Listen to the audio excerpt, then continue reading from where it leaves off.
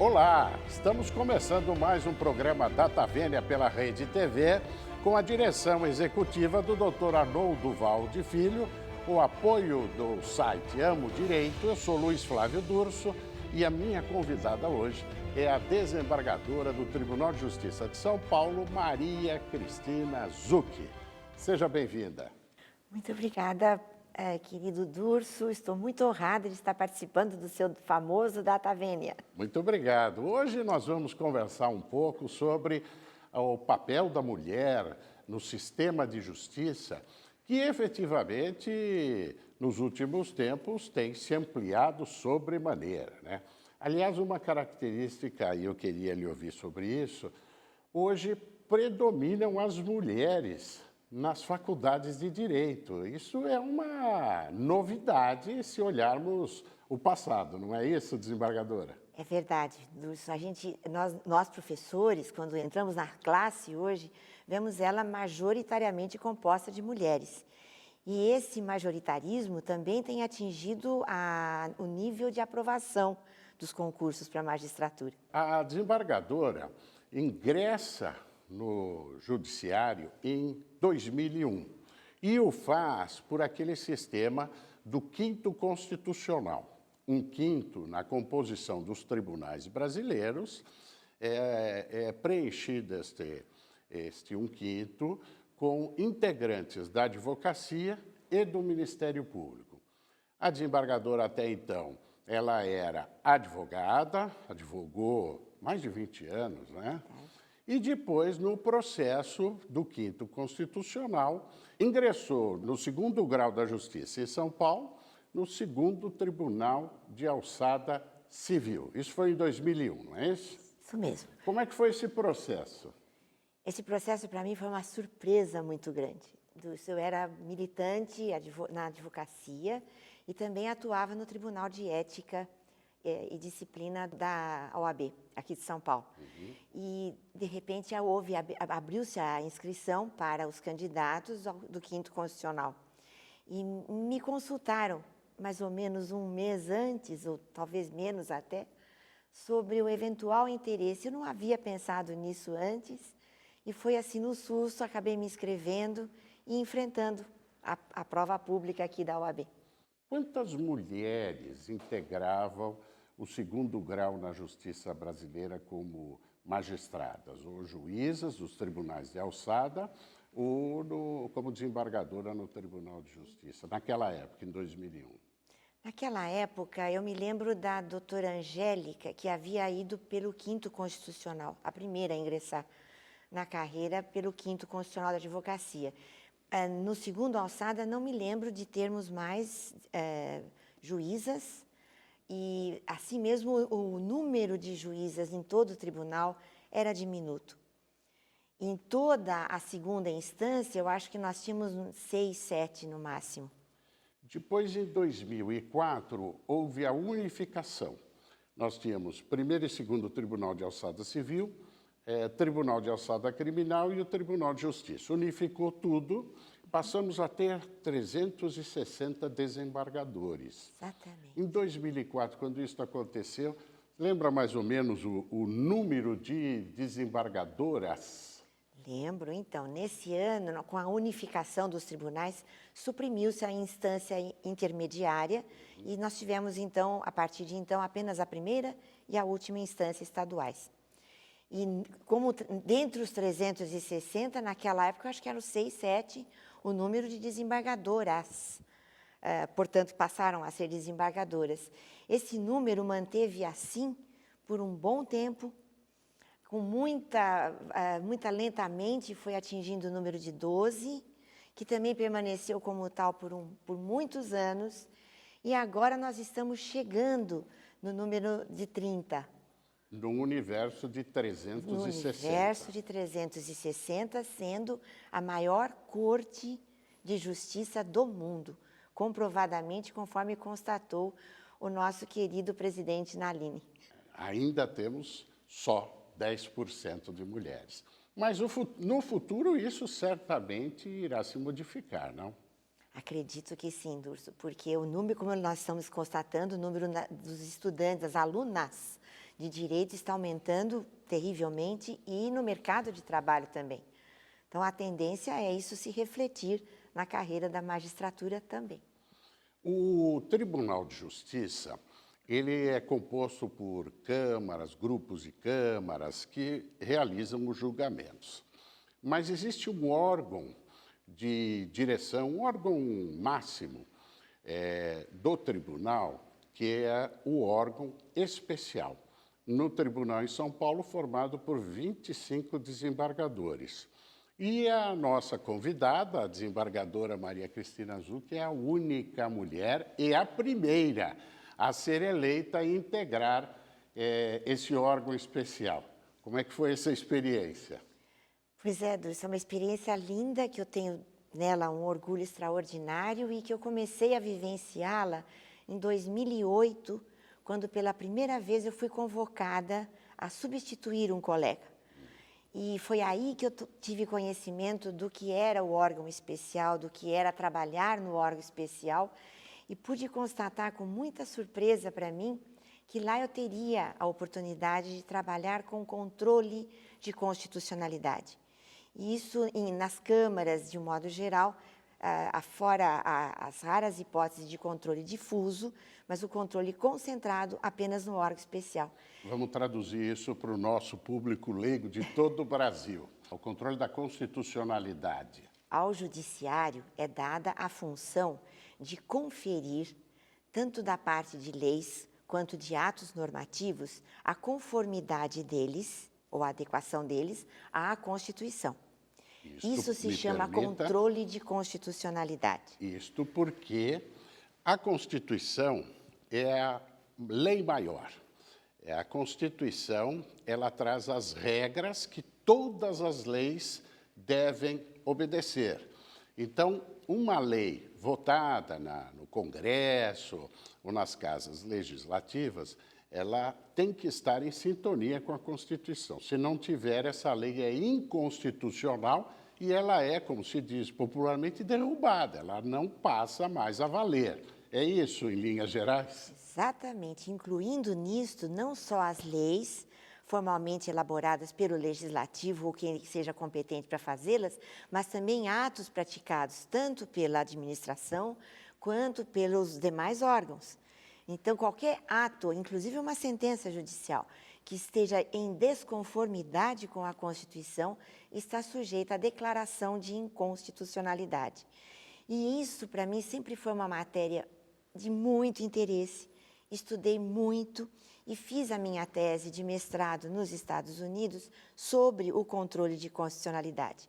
Só que a minha grande expectativa era de um dia poder trabalhar com essa matéria que eu tanto estudava. E eu percebi que no órgão especial eu teria esta oportunidade. Então, a partir do momento em que eu comecei a substituir, eu comecei então a ter um sonho.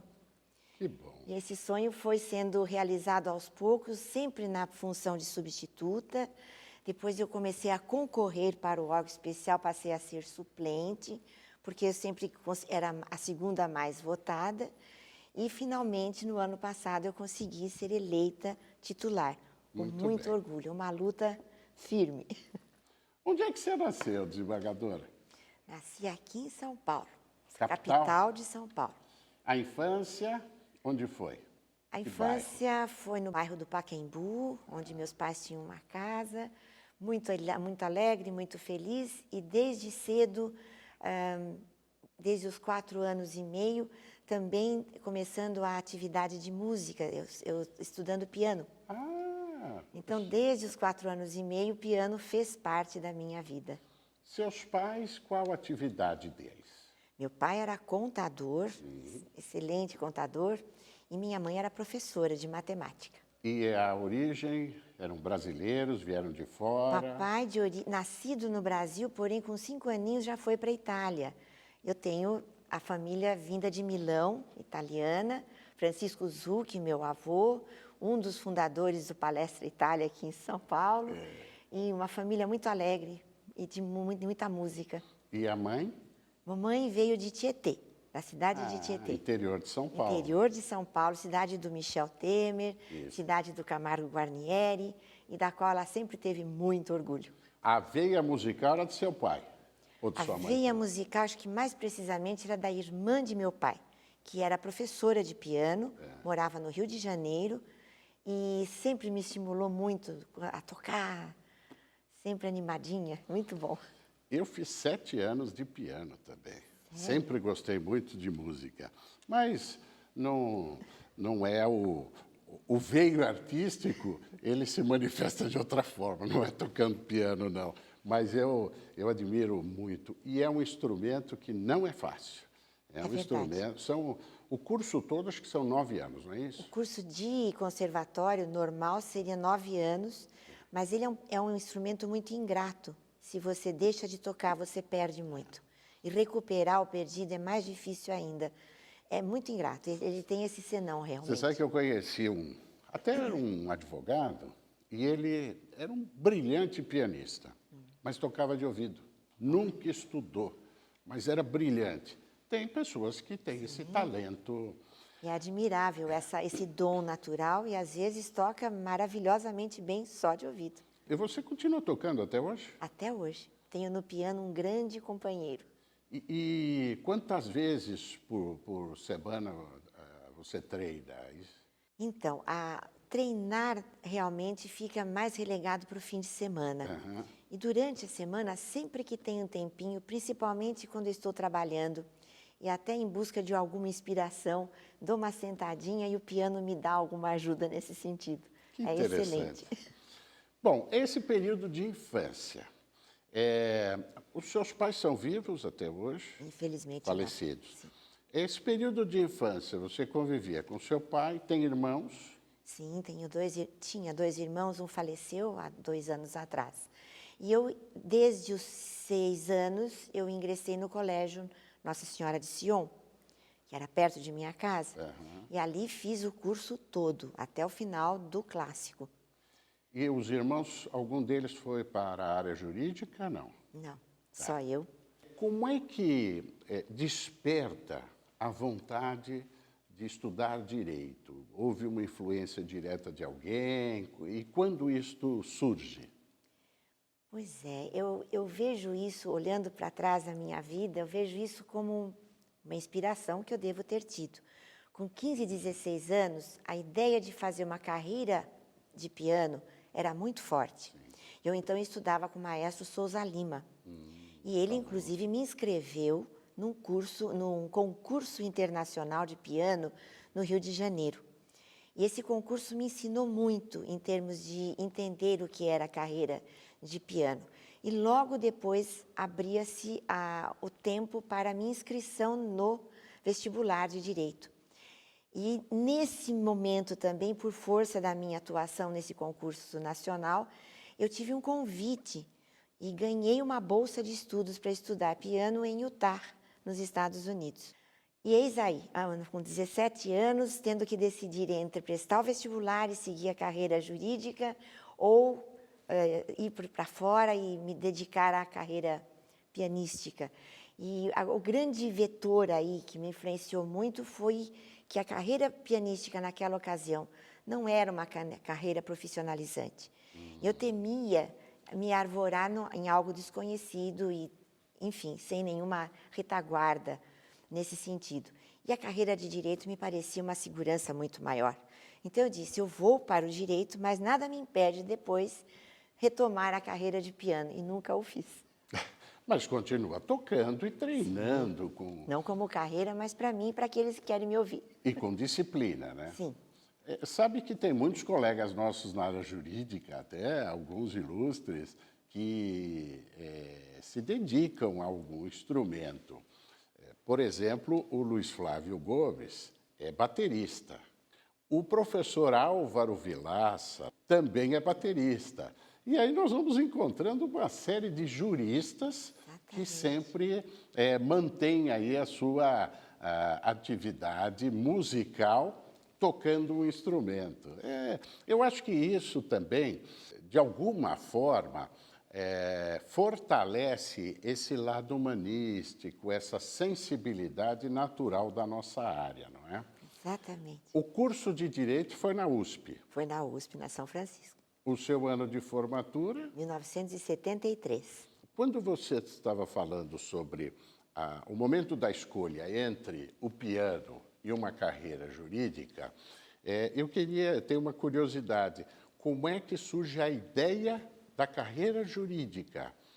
Alguém lhe sugeriu? Como é que foi isso, para ter a opção entre o piano e a carreira jurídica? Eu atribuo essa ideia, Durso, principalmente ao fato de eu conviver com uma geração em que a mulher ela estava fadada aos trabalhos domésticos, não tinha opinião, não era ouvida, tinha muita coisa ainda que travava a vida da mulher. E isso sempre me incomodou, eu sempre achei isso errado, não estava equilibrado. E a ideia de fazer direito sempre veio como uma forma de eu conseguir dirigir o meu caminho e ajudando a mulher a conseguir dirigir o seu caminho. Foi com esse norte principal que eu acabei decidindo fazer a faculdade e não me arrependo. Aliás, faculdade que teve uma mulher pioneira, que é a professora Esther Figueiredo Ferraz.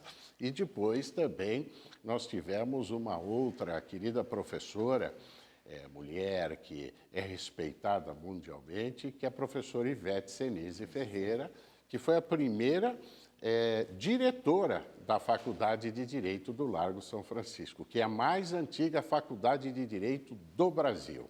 Nesse período que você cursou a Faculdade de Direito, haviam poucas mulheres. Mas hoje penso que as mulheres, mesmo na USP, também predominam, não?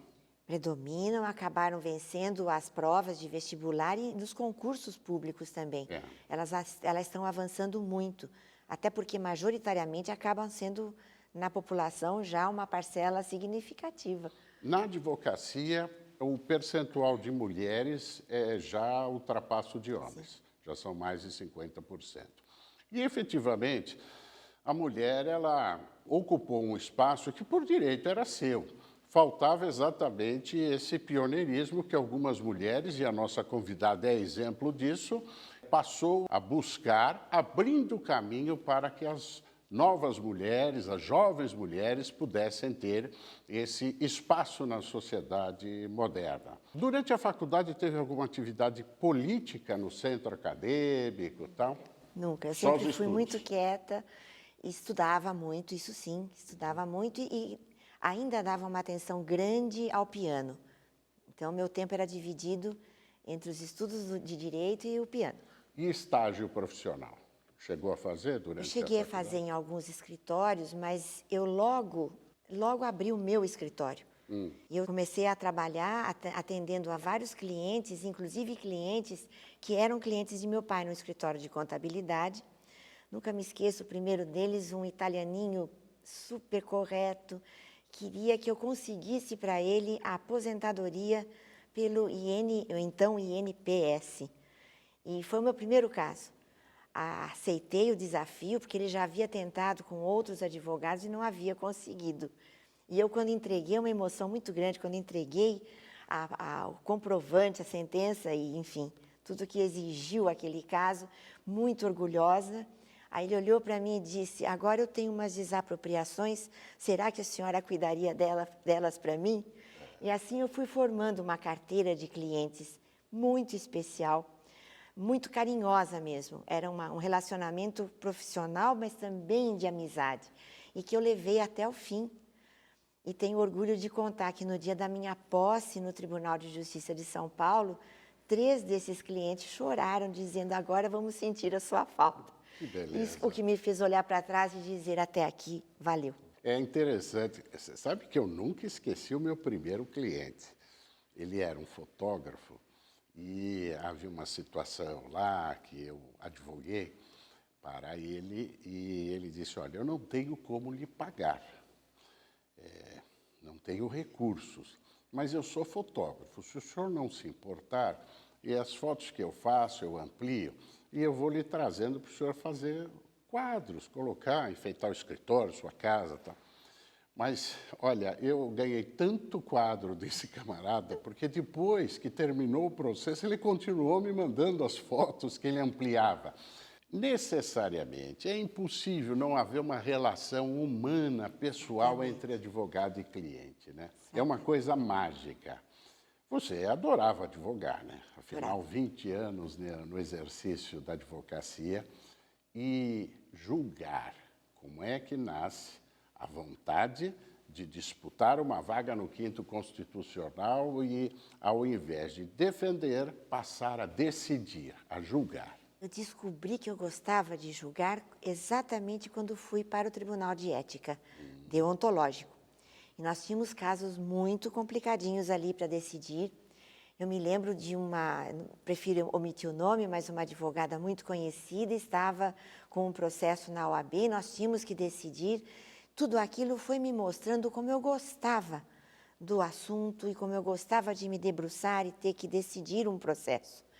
E isso foi sinalizando paulatinamente até que eu vi que valeria a pena eu tentar. Ou melhor, eu vi que tudo aquilo que eu vivenciei até então faria sentido se eu aproveitasse num outro viés. Eu não me esqueço que assim que eu entrei na magistratura, 27 de agosto de 2001 foi meu primeiro dia, quando deflagrou-se aquela greve de funcionários que perdurou por 4 meses, uma época agitada do tribunal. No meu primeiro processo, recebi a apelação, e a minha reação imediata, eu já estava preparada para escrever as contra-razões. Vale dizer. Aí alguma coisa me disse, espera um pouquinho, elas já estão feitas, você terá que ir adiante. E decidir. Então, você tem que fazer uma adaptação realmente, mas foi com muita alegria, com muito orgulho que eu fiz isso e abracei com muita força. O Tribunal de Ética, só para nós contextualizarmos um pouquinho, todas as carreiras profissionais, ou pelo menos na sua grande maioria, têm as regras éticas que devem ser observadas. No caso da advocacia, nós temos o Código de Ética. O advogado, ele precisa sempre observar esse código. Não o fazendo, a OAB, que tem as obrigações legais de defesa da cidadania, de organizar a advocacia, defender os interesses da advocacia, ela também disciplina a advocacia. E quando um advogado, o que felizmente acontece só por exceção, porque a grande maioria dos advogados são muito corretos, mas, como todas as profissões, um ou outro pode se desviar do caminho. E aí ele é submetido ao Tribunal de Ética e Disciplina, que vai julgar, podendo aplicar-lhe uma censura, uma advertência, uma suspensão ou até a expulsão, exclusão dos quadros da OAB. E esse tribunal é formado por advogados que julgam os colegas. A nossa convidada integrou esse tribunal. E aí nasce esse viés de julgar, fazendo com amor, né?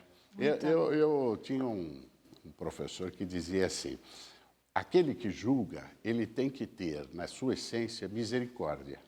Ele precisa olhar o semelhante como se fosse ele próprio, porque senão nós teríamos uma máquina julgando e seria desumano e injusto. Para entender melhor, por isso da beleza do Tribunal do Júri, viu? Porque o Tribunal do Júri, quem julga são os pares, são as pessoas do povo, diferente das outras questões no Brasil, que quem julga é o magistrado, mas este, portanto, precisa desenvolver esse viés mais humanista. Terminada a faculdade, minha querida desembargadora, continue estudando, não é? Vai fazer o mestrado. Primeiro, o seu mestrado foi na própria USP. Sempre foi na USP. Eu comecei, o primeiro mestrado eu fiz com o professor Silvio Marcondes Machado, na área de falência e concordata, que era uma área que eu gostava demais. E eu tive a honra de fazer com ele um dos redatores da então vigente Lei 4661, de 1940. E estudei e fiz como área complementar Direito Tributário com o professor Rui Barbosa Nogueira. E esse primeiro mestrado que eu fiz, eu acabei terminando os créditos, fiz a qualificação. Não pude concluir, porém, estourou o prazo para apresentação da dissertação porque naquela época eu fiquei grávida da minha primeira filha. Ah, E entre a gravidez e o curso eu tive que optar pelo que fosse realmente mais importante. Então eu parei, interrompi. Mas a vontade de fazer o mestrado era enorme. E assim que eu pude, que os deveres de mãe me permitiram, eu voltei e retomei o mestrado, sempre na área de comercial, ou então direito comercial, e área tributária como área complementar. Fiz o mestrado, todos os créditos, e depois parti para o doutorado. O doutorado, porém, eu só fiz depois de concluir o mestrado nos Estados Unidos, em Sanford. em Sanford. Primeiro, por que Estados Unidos? Como surgiu a oportunidade de fazer um curso de pós-graduação lá fora? Foi muito interessante. Eu era professora, e como sou até hoje, das Faculdades Metropolitanas Unidas. Nossa Que eu querida sei que ele FMU bate fundo completou no 50 coração. anos recentemente. Exatamente. Como professora, eu presenciei a assinatura de um convênio da faculdade com a Universidade Sanford por um dos seus professores representantes. Esse convênio envolvia a realização de um curso por professores que tivessem condição de língua e de compreensão, etc., lá nos Estados Unidos durante 5 anos, curso de mestrado reconhecido como tal pela Universidade Americana. E esse convênio permitiria, então, que os professores habilitados para tanto pudessem fazer o curso e fazer o mestrado ali. A grande vantagem desse curso era que ele exigia a presença do aluno apenas nos meses de junho e julho, o que, como professor, calhava, Ajudou. no meu caso, imensamente. E eu acabei sendo aprovada para frequentar o curso em 1995. Já tinha as filhas? Eu já tinha, meus filhos já tinham 10 e 12 anos. 10 e 12, é um Isso, casal. o casal. Tá. E aí conseguiu adequar por causa Por dessa essa agenda. facilidade que havia, no que não foi fácil, foi terrivelmente difícil, porém, fui o sonho de estudar, que o inglês também era outra coisa que eu havia estudado muito, desde os 12 anos de idade.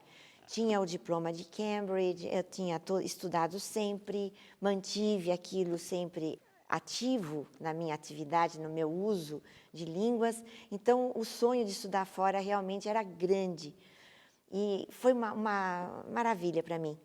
Fiz o curso e lá eu acabei me deparando com novidades extraordinárias, tais como os Alternative Dispute Resolutions, os meios alternativos de solução de conflitos, que me encantaram. E à época o Brasil nem imaginava. Nem né? se falava disso aqui. E também temas interessantíssimos como a separação entre a igreja e o Estado, o uso do computador, já pequenininho, laptop, que era então novidade ali, e aqui nem se pensava. Muita coisa. Aquele curso, para mim, foi extraordinariamente vanguardista. Era mestrado. Mestrado. Aí retorna e faz o doutorado. Ah, não, aí 5 anos para fazer esse curso. Foram 5 anos de muito sacrifício, dedicação, e elaborei a tese, e essa tese que eu fiz foi sobre controle de constitucionalidade. Aí vem tudo. E esse controle de constitucionalidade, eu fiz um estudo comparado entre o controle de constitucionalidade na Inglaterra, na União Europeia, no Brasil e nos Estados Unidos.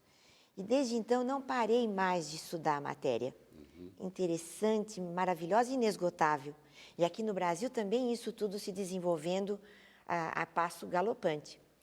E depois, com o passar do tempo, eu acabei sendo convidada para atuar como assistente do professor americano nesse mesmo curso de mestrado. E eu passei, então, a lecionar e me responsabilizar pela resposta do direito brasileiro sobre controle de constitucionalidade. Então, foi um estudo de muitos anos, desde...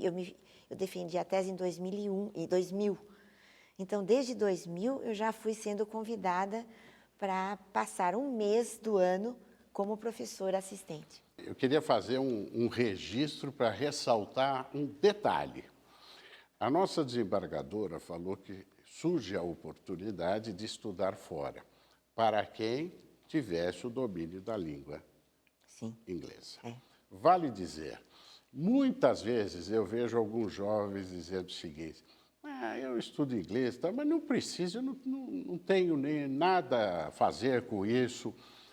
Faça. E quanto mais você fizer, quanto antes você fizer, domine a língua, principalmente o inglês, se não outras também, porque oportunidades vão surgir na sua vida.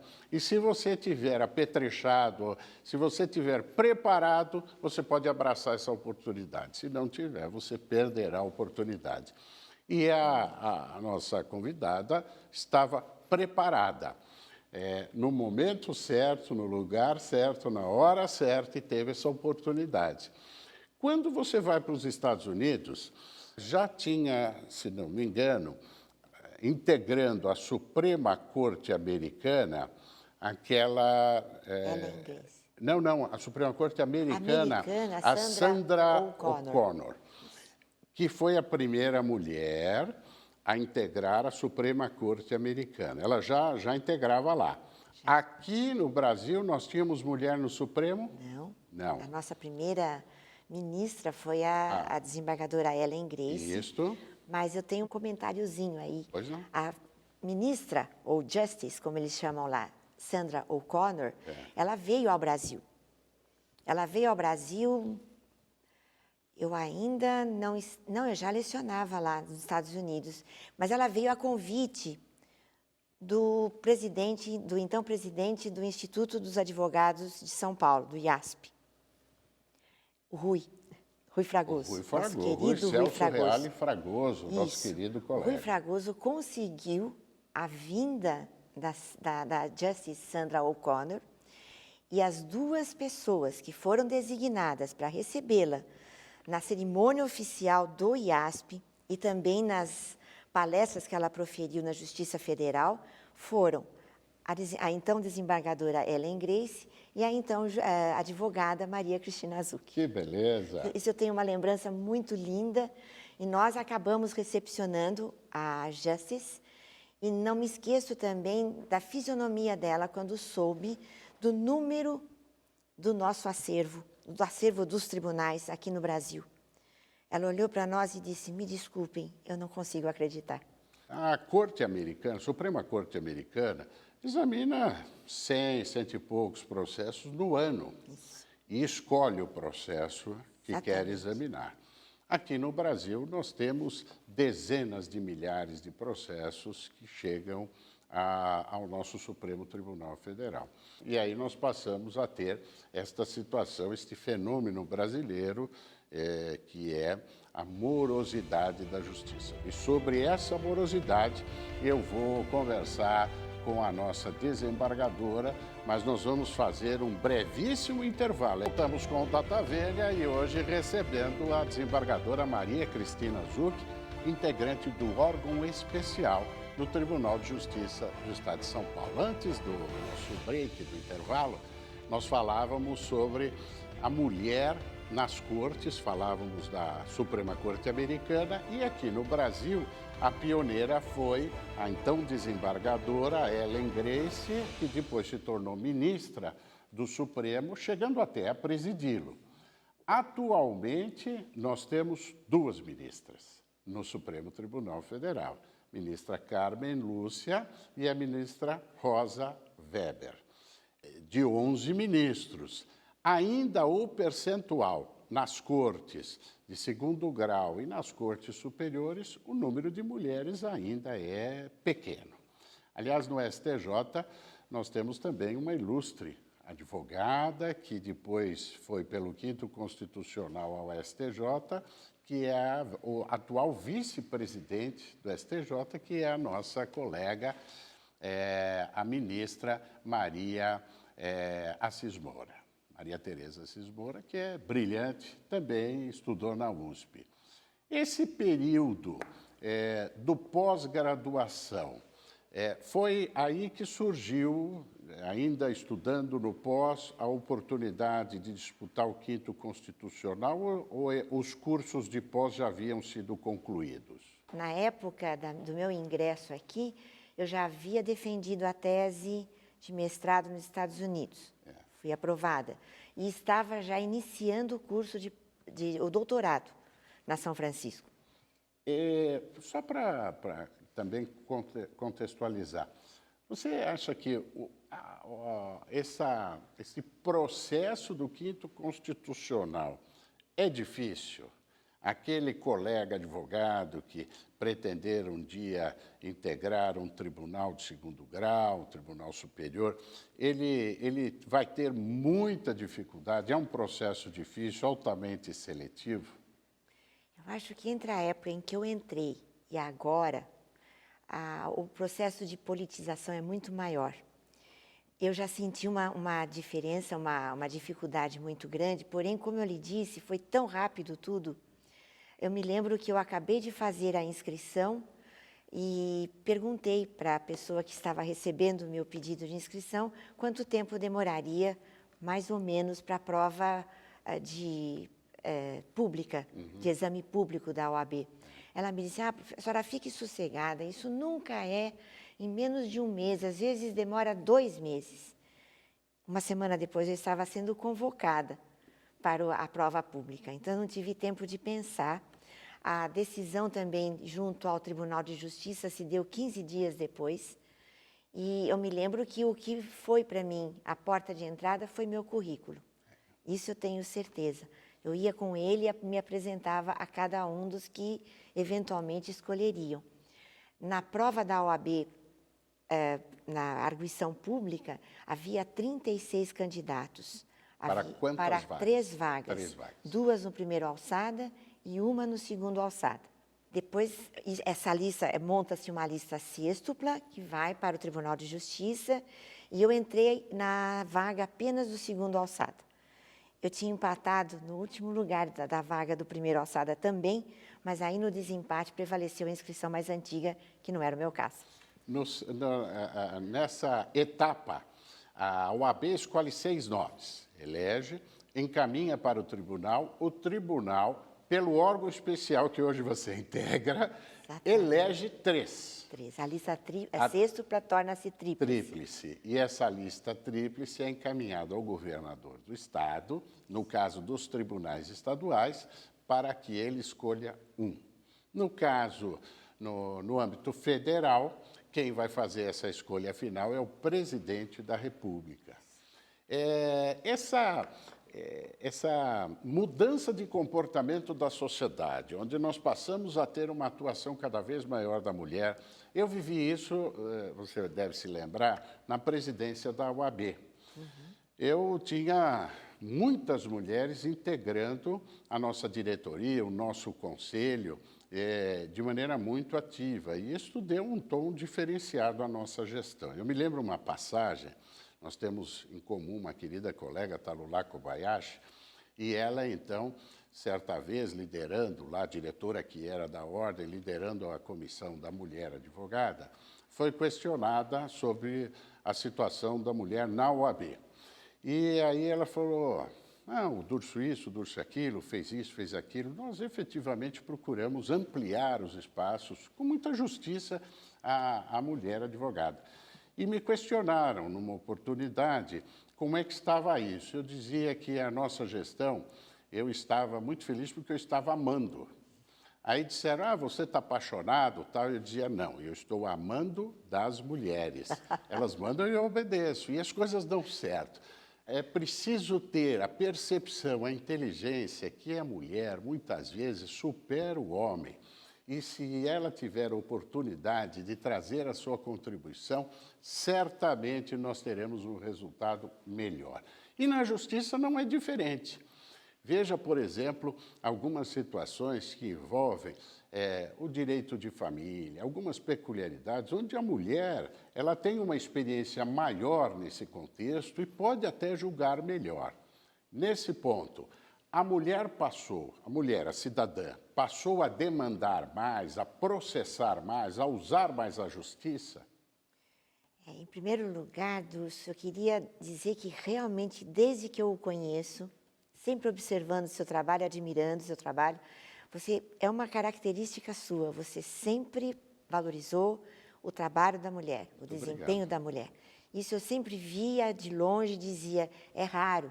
Nossa cultura ainda não tem isto como inserida nela, Infelizmente. infelizmente. E com o Ainda há passar do... preconceito, Sim, muito. ainda há discriminação, mas nós temos que superar isso definitivamente. Exatamente. Eu acho que a mulher, ela não só se socorre da justiça como um ponto, uma forma de solução de eventuais problemas, mas ela também procurou se fortalecer com conhecimento próprio. Então, nós podemos examinar mulheres de várias áreas, não só do direito, e que elas procuraram sobrepor-se pelo valor profissional delas, pelo conhecimento profissional delas. E isso faz muita diferença. Isso é realmente impor-se, mostrando por si o valor e a capacidade. E acho que é esse o caminho que a mulher tem seguido e vai continuar seguindo. E a faceta de professora, como é que surge também na sua vida a oportunidade e a vontade de ensinar? Eu não sabia que eu gostava de ensinar. E a vida apronta aquela surpresa sempre para a gente. Eu me tornei divorciada e, por ocasião do meu divórcio, apareceu a necessidade de providenciar pela renda do lar. E tinha que cuidar dos meus filhos, e aquela necessidade. Fui convidada, então, nesse momento, para lecionar estudo de problemas brasileiros. EPB. EPB. Então, Faculdade Metropolitanas Unidas de Psicologia. Eu tenho também muito orgulho disso, mas eu fui para lecionar EPB. E como advogada, eu perguntei para o então diretor da faculdade, o que o senhor espera de mim numa faculdade de psicologia? E ele me respondeu, me lembro como se fora hoje. A senhora faça o que achar necessário. Nós temos profissionais e a senhora veja uma forma de estimulá-los nesse sentido. EPB. Pois bem, eu acabei pegando pontos da matéria como direito de família, separação, pensão alimentícia, pontos que tinham realmente afinidade com a carreira da psicologia, e acabei criando algo que fosse a orientação jurídica aliada a uma orientação, uma postura psicológica do profissional. E foi um sucesso. Nesse curso, eu acabei levando para a faculdade de Direito, então, até personalidade, tenho muito orgulho disso, como o Dr. César Peluso, que então era juiz e Chegou a ministro do nosso abraçava a presidiu causa do Supremo. direito de família com muita ênfase, com muita força.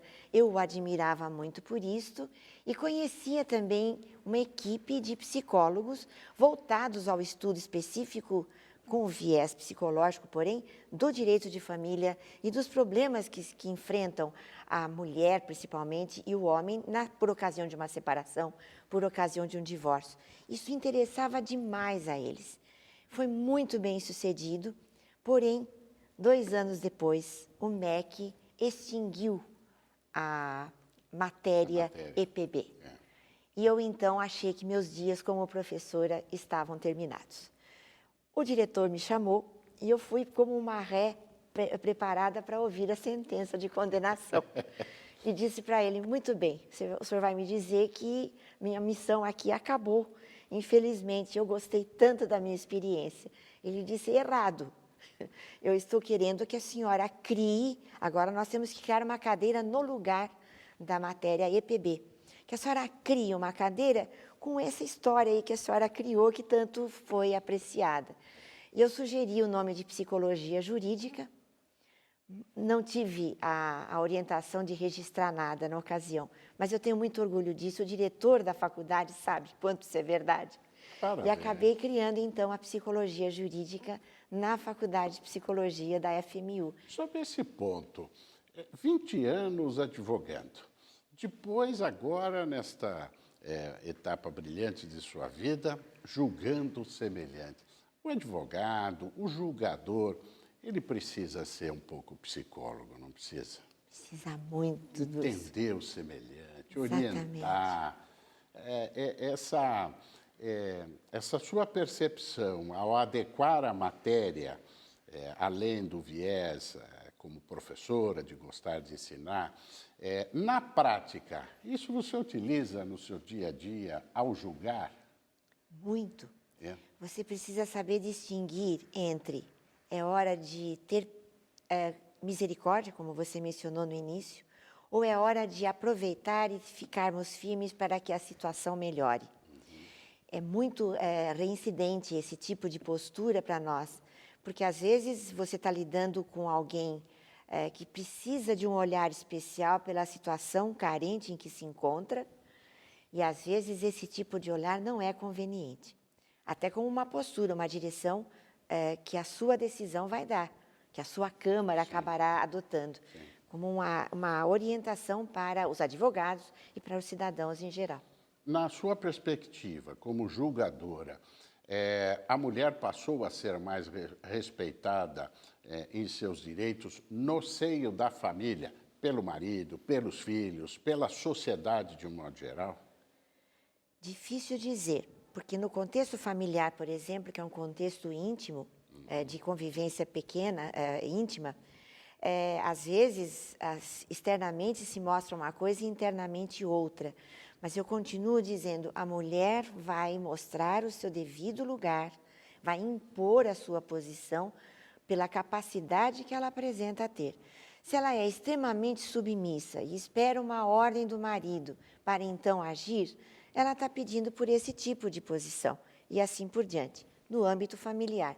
No âmbito social, nós vemos a mulher sendo capaz de dirigir e tomar rumos importantíssimos ao mostrar a sua capacidade gerencial, sua capacidade profissional e assim por diante. Eu acho que isso ainda leva um tempo, mas nós estamos progredindo com muita rapidez, sim.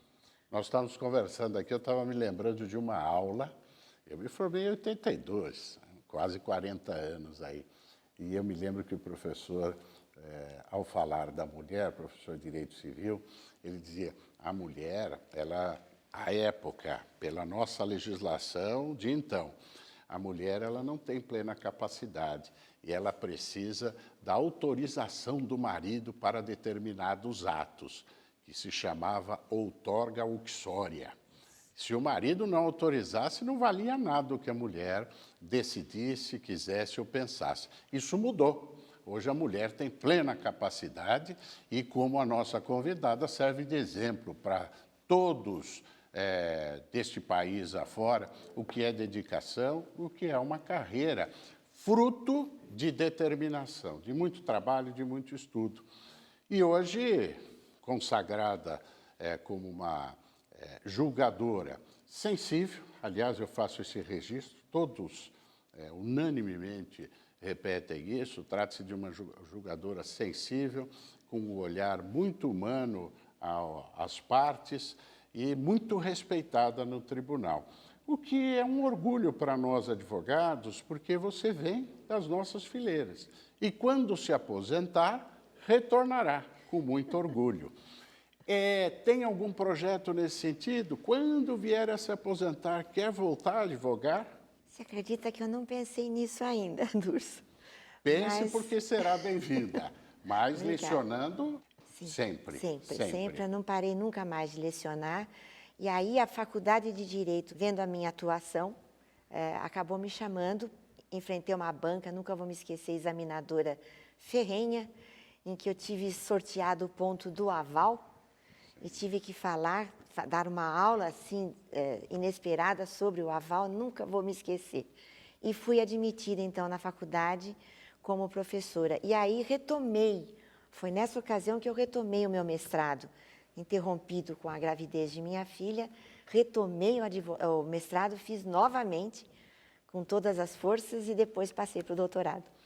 Esse momento do sorteio, sorteava e já imediatamente falava, não tinha um tempo para meditar, para refletir, era direto. Havia uma relação de nomes possíveis, que eram fornecidos pouco tempo antes, à semelhança do que era a prova de qualificação naquela época na USP. Sorteava-se o ponto às 7 horas da noite e no dia seguinte, às 8 da manhã, o aluno tinha que aparecer preparado para responder a tudo. Para qualificação. Meu pai contava que, à sua época, ele se formou lá nos idos de 1956, havia o exame oral, então tinha lá todos os papeizinhos, sorteava o ponto e havia um momento de alguns minutos, uma meia hora, enquanto outro era examinado, o estudante ficava ali pensando sobre aquele ponto. E era o momento que eles chamavam de purgatório, porque era um sofrimento tremendo. Muito grande. Mas tudo isso tem resultados positivos se é feito com dedicação, com empenho, com amor acima de tudo. Nós estamos quase nos avizinhando do final do programa. E no finalzinho do programa, nós temos um quadro que denominamos Tirando a Toga para os magistrados e tirando a beca para os advogados, integrantes do Ministério Público. E este momento serve para que possamos conhecer melhor o nosso convidado. E aqui é que eu vou avançar quase num bate-bola, perguntando se a desembargadora tem algum time de futebol que aprecie. Pois é, meu avô foi um dos fundadores do Palestra Itália. Você falou do então, Palmeiras. Então, sempre tive uma queda muito grande pelo famoso Palmeiras, mas não sou, não, muito interessada nos jogos de futebol. Tem algum esporte que praticou? Não, não tenho. Eu jogava muito ping-pong, adorava jogar ping-pong quando mais jovem, adolescente. E continuo fazendo muito exercício, isso sim, que nós não podemos deixar de fazer. No que diz respeito à cozinha, você cozinha? Cozinho, gosto muito, não tenho tempo, mas sempre cozinhei, gosto demais. Você conhece a ministra Eliana Calmon, né? Sim. É uma cozinheira exímia, baiana de mão cheia. E ela tem livros de receitas publicados. Eu já vi os livros dela, excelentes. E qual o prato, agora, para avançar um pouquinho nisso, que você mais gosta de fazer? Então, eu gosto muito de fazer, por exemplo, uma bacalhoada espanhola. E gosto também muito de fazer estrogonofe. Gosto de fazer uma feijoadinha, que é tão gostoso, muito bom. E gosto de fazer também doces, sobremesas. Isso é muito próprio quando a pessoa vem do interior, né? Isso. Mas eu herdei isso da mamãe. Mamãe era uma cozinheira exímia. Que era de Tietê. De Tietê, cozinhava muitíssimo bem. E eu ficava, às vezes, na beirada da pia, conversando, batendo papinho com ela, mas inconscientemente eu observava o que ela fazia. E aí, quando eu percebi, eu tinha absorvido aquilo e aprendi. Música, é por óbvio que você gosta, porque pianista tem que gostar de música. Agora, qual o gênero de música que mais você aprecia? Então, eu dediquei a maior parte do meu tempo à música clássica, portanto, lendo partitura, música. E depois chegou um momento que eu disse, eu preciso sair desse controle, partitura, teclado. Eu quero, então, começar a fazer arranjos, e isso aconteceu também. Compondo? O arranjo é compor música. Sim, eu ouvi a música. A primeira que eu fiz foi o Paneguinho. Foi muito interessante. Eu estava tocando, estudando uma tarde em minha casa e tinha um pintor que estava pintando a parede da minha sala, da sala de nossa casa. Ele era do norte. Ele olhou para mim e falou, Cristina, você não saberia tocar o Paneguinho? Eu olhei para ele e falei, pensei, aquilo foi um estímulo muito grande. Durante a noite eu trabalhei num arranjo, no dia seguinte eu toquei para ele, muito orgulhosa. E aí comecei a fazer arranjos. E não é fácil, né? Não. Exige muito o ouvido, além do ouvido, noções, pelo menos básicas, de harmonia. Ok. Isso é muito importante. Mas para ouvir música no carro, no dia a dia, tem um gênero mais... Romântico. Romântico. O gênero romântico. Frank Sinatra é predileto. Leitura. Gosta? Muito. E leitura que venha do gênero como de Admirável Mundo Novo, de Aldous Huxley, que foi um livro que me impressionou demais e que já me deu uma ideia muito importante de como a gente deve sempre procurar evoluir. Não num sentido de previsão científica, porque o livro tem muito disso, mas do potencial do homem para melhorar. Eu sempre li, então, tudo que exista sobre esse viés. E como é que você vê esse impacto tecnológico na justiça, na vida das pessoas, o computador? Eu sempre vi isto como uma evolução necessária, o fim da era do papel. E é o que está acontecendo. Hoje nós temos tudo no computador, no celular e cada vez usando menos o papel, as papelarias que o digam, infelizmente. Porém, esse viés todo, ele tem o lado positivo e o lado negativo. Um dos lados negativos que todo mundo já enxergou e vislumbrou é o de afastar o ser humano. E, por outro lado, facilita. Por exemplo, o Poder Judiciário, sem a colaboração da informática, não teria como enfrentar o acervo desmensurado que tem que liquidar. Portanto, é positivo. Então, tem muita coisa positiva e requer da gente muita adaptação também. Mas adaptação não falta capacidade, porque nós vimos aqui hoje em nosso programa a nossa querida desembargadora Maria Cristina Zucchi, que fez uma carreira se adaptando durante a sua trajetória e chegando à condição de desembargadora, integrando o órgão especial do Tribunal de Justiça, servindo de exemplo para os jovens deste país. Uma palavra, só uma palavra, para os jovens brasileiros nesse finalzinho de programa. Saiba o que você quer, tenha uma meta e nunca desista. Pode cansar, então descanse, mas nunca desista. Muito bem. Este é o Data Vênia, que pela rede TV nós convidamos figuras ilustres da justiça como a nossa querida desembargadora, a quem agradecemos a presença. E você, daqui a 15 dias tem um encontro marcado conosco no próximo Data Vênia. Até lá!